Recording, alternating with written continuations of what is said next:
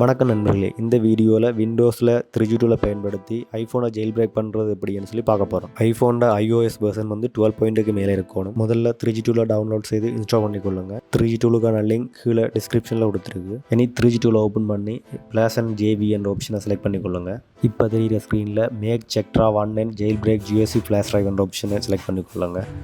இனி ஒரு பென்ட்ரைவை கனெக்ட் பண்ணிக்கொள்ளுங்க. முக்கியமாக பென்ட்ரைவில் இருக்கிற டாக்குமெண்ட்ஸை பேக்கப் எடுத்துக்கொள்ளுங்க. பார்ட்டிஷன் பண்ணிக்க உங்களோட டாக்குமெண்ட்ஸ் அழிகிறதுக்கு வாய்ப்புகள் அதிகம். இனி ஸ்டார்ட் மேக்கிங் ஆப்ஷனை கிளிக் பண்ணுங்கள்.